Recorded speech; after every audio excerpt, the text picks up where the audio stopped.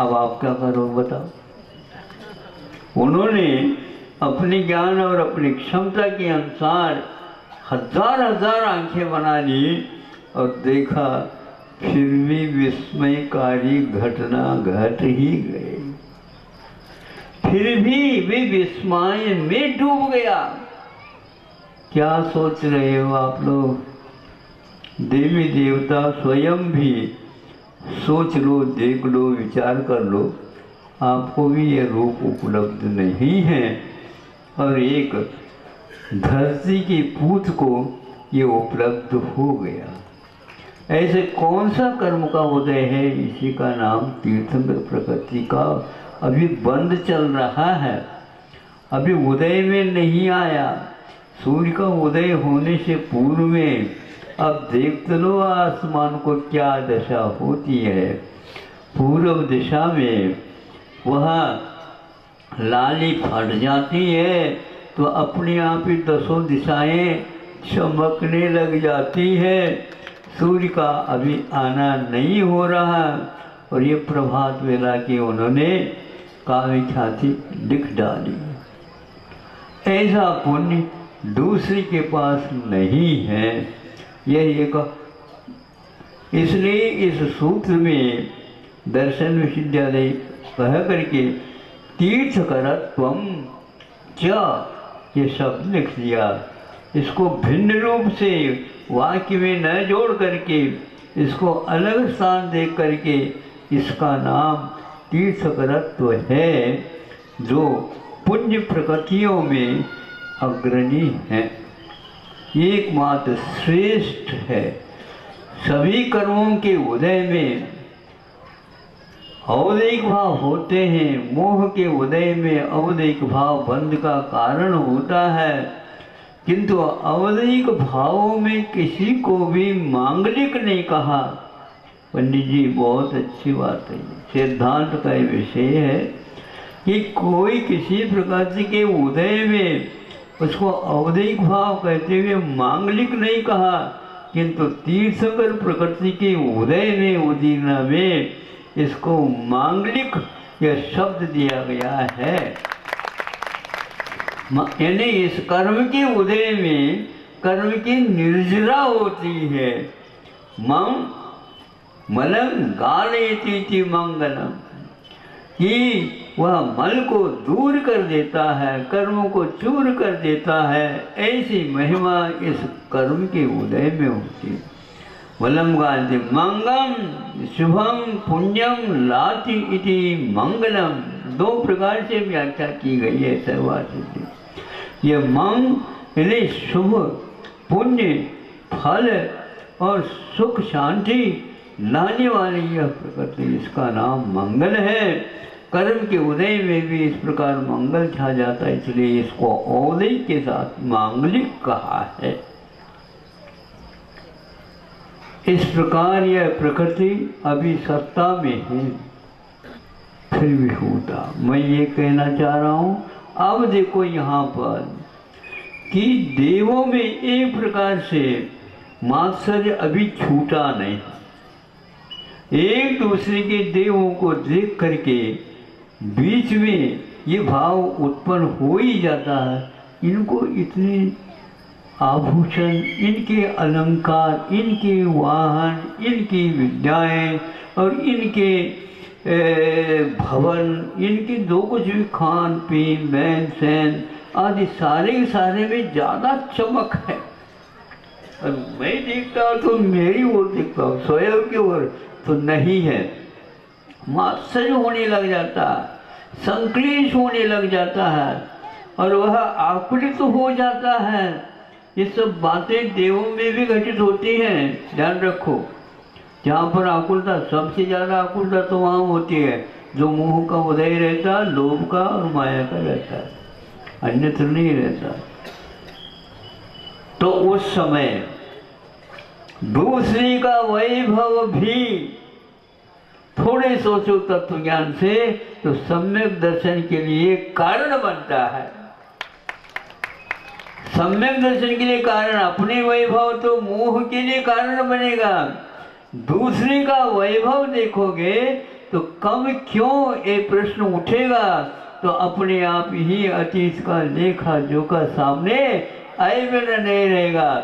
जब स्मरण हो जाता है तो देवर्षि दर्शन, कल जिन महिम दर्शन की बात बताई थी, सम्यक दर्शन की उत्पत्ति भी कारण, और आज दूसरी सामान्य देव भी हमारे सम्यक दर्शन की उत्पत्ति भी एक कारण बन जाता है। कैसे? तो इसको बोलते हैं देवर्षि दर्शन।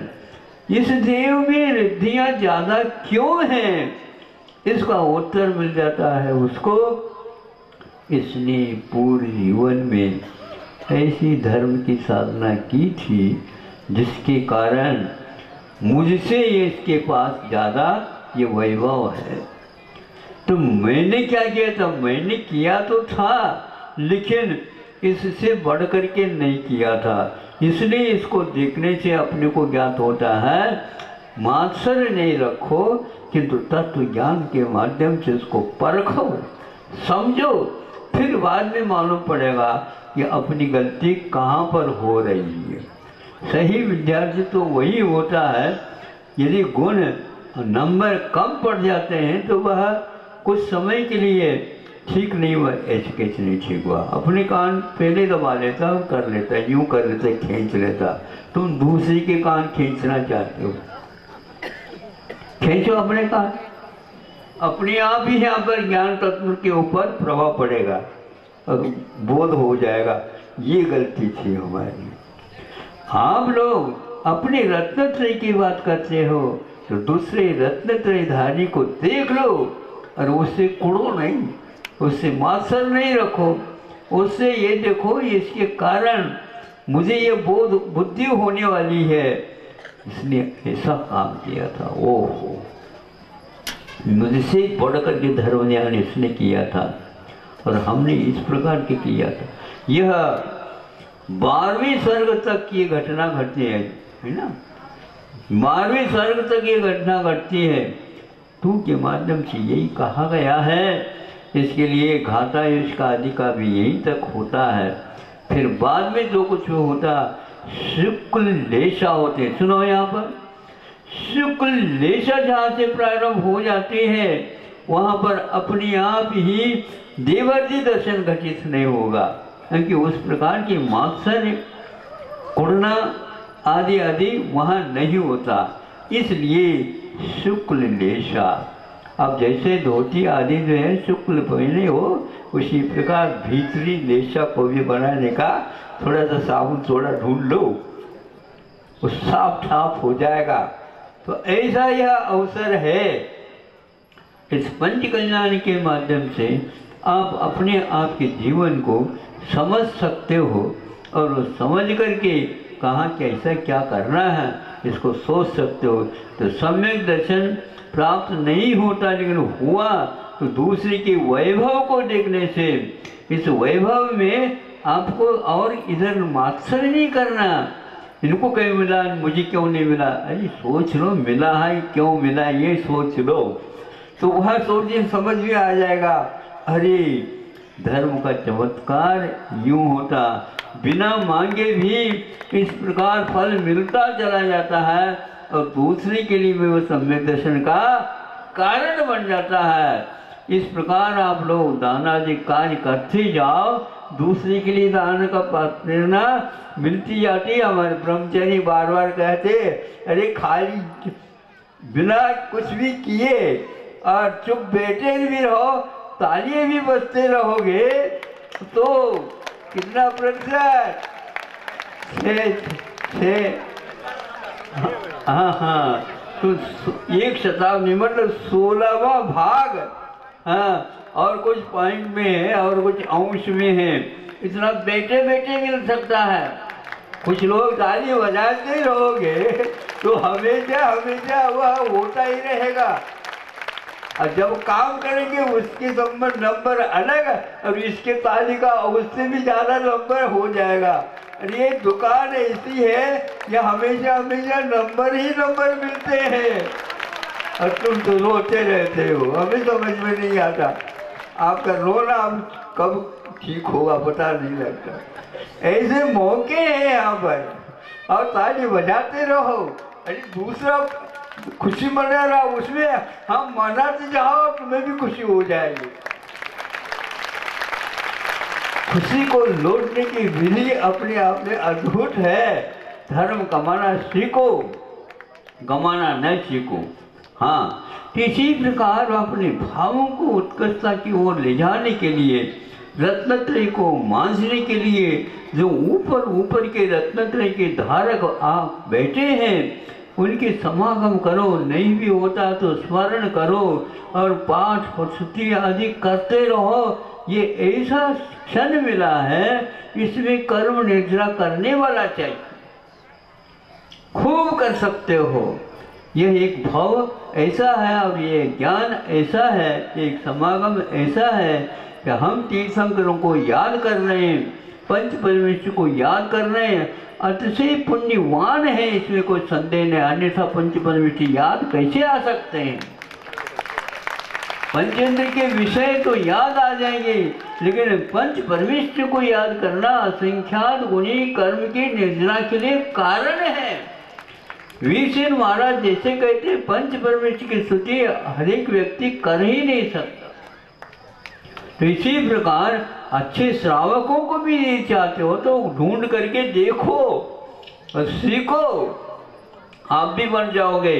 तो इस प्रकार आप लोग मात्सर्य मत रखो, किंतु मात्सर्य का जो कारण है उसको ढूंढो और अपने सम्यक दर्शन को आगे और मांझो, तभी तो काम होगा।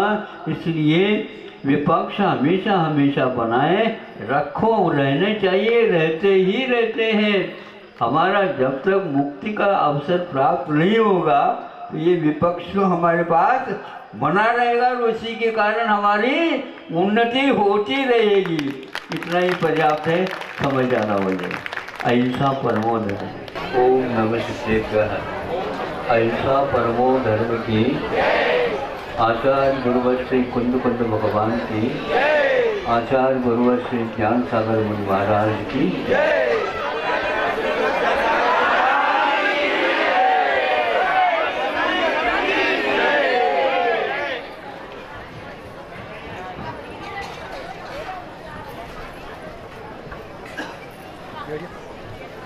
जब आपको क्षुधा सताती है तो आप पेट भर भोजन कर लेते हैं, और प्यास सताती है तो तरल पदार्थ अथवा जलपान आप कर लेते हैं यथेच बैठ करके। अभी कहा हमारी प्यास बुझ जाए, आप हमें धर्मामृत पिलाओ। पंडित जी गलती कर गए। यह है कि हम आपकी प्यास को बुझाने के लिए बड़े बड़े घड़े, लोटे आदि की कोई आवश्यकता नहीं समझते। एकाध भी बिंदु अमृत की चखते हैं तो बरसों क्या अमर बन जाते हैं। तो हम इस प्रकार को लोटा इत्यादि को नहीं रखते, किंतु धर्मामृत को तो एकमात्र चखने की आवश्यकता केवल एक वह विषैली वस्तु होती बताते हैं।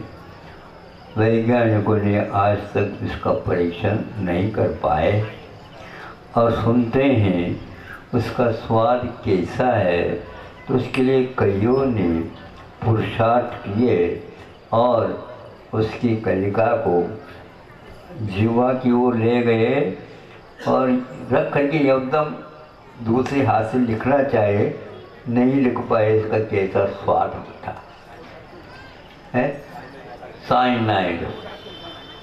तो उसी प्रकार हमारा कहना, जिस बिंदु की गंध भी आ जाए तो भी आपको वह अक्षय अनंत सुख प्राप्त होना है। आप लोग आदि हो चुके हो पेट भर करके कर रहा, किंतु स्वाद पर आ जाए तो भी वह अविनश्वर सुख मिलने वाला है। इसलिए आप भीख जैसे मांग रहे हो ऐसे मत मांगो, अपने ही भीतर वह अमृत का स्थान विद्यमान है। बस कौन सा बटन दबाना है ये बस हम बता देते हैं, बाकी सब ठीक ठाक हो जाएगा। देखता रह गया कि 9 बजे आता हूँ, फिर भी कहने के लिए समय दिया जाता 5 मिनट और इसमें 1 मिनट रह गया है, उसमें मुझे काम करना है। नहीं समझे? ज़्यादा तो मैं कहूँगा भी नहीं, लेकिन जितना कहूँगा उसमें वो पर्याप्त है। कभी कभी औषध भी ऐसे दिए जाते हैं कि वो देते ही नहीं, उसको केवल एक रेखा खींचते हैं तो भी हेमगर्भ अपने भीतर तो शक्ति विद्यमान है, वह काम कर जाता है। इसी प्रकार आप अपने आत्म तत्व की गहराई में देखो तो आपको वही स्वाद आएगा जो जिनेंद्र भगवान को भी आता है। यह पंच कल्याणक का आज तीसरा दिन, वैसे तीसरा कल्याणक है तो तप कल्याणक माना जाता है। और आप तपस्या से दूर रहना चाहते हैं, देखेंगे आज कौन कौन भगवान के साथ होते हैं। सौदामिंद्र तांडव नृत्य करने वाला, उसको भी देखेंगे हम क्या कर रहा है। वो तो बहुत जल्दी गुपचुप बैठ जाएंगे, पता तक नहीं लगेगा, ढूंढना पड़ेगा। हाँ, तब कहीं मिलेगा, क्योंकि अब कोई भी ठाट बाट की आवश्यकता नहीं है। बिल्कुल सीधा साधा यहाँ पर मंच रहेगा और ये सब चमक तमक सब निकल जाएंगे। ऐसा यह उत्तरार्ध है पंच कल्याणक का। अब होशियार हो जाए, इनकी जो है ना अब उल्टी चालू हो गई है। और निर्वाण तो अंतिम कल्याणक है, और वह सुबह सुबह ही जल्दी आप लोग आओगे तो मिलेगा, नहीं तो आपकी कोई प्रतीक्षा नहीं की जाएगी।